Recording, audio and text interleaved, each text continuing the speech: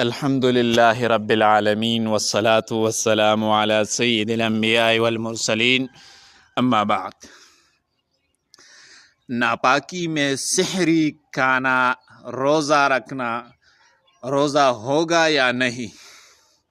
اگر کوئی شخص جنابت یعنی ناپاکی کی حالت میں سحری کھا لے اور اسی حالت میں روزہ شروع ہو جائے تو روزہ صحیح ہو جاتا ہے، بشرط یہ کہ فجر سے پہلے روزے کی نیت موجود ہو۔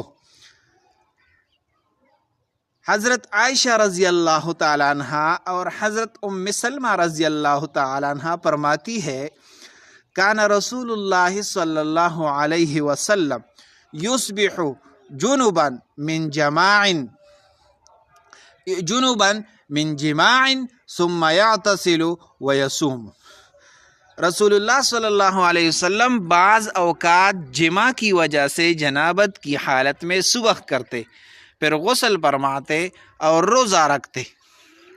یہ حدیث واضح دلیل ہے کہ جنابت کی حالت میں صبح ہو جانا روزے کے لیے مضر نہیں ہے۔ احناف کا حکم یہ ہے، اگر فجر سے پہلے نیت کر لی ہو تو روزہ درست ہے۔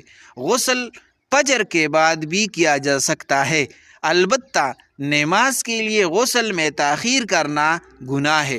اتنی تاخیر نہ کرے کہ نماز قضا ہو جائے۔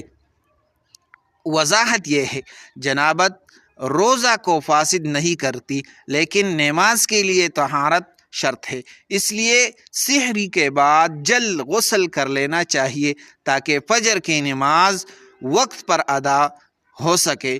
تو یہ ویڈیو زیادہ سے زیادہ لوگوں تک پہنچائے اور چینل کو سبسکرائب کرے اور مزید ویڈیوز کے لیے جزاکم اللہ احسن الجزا۔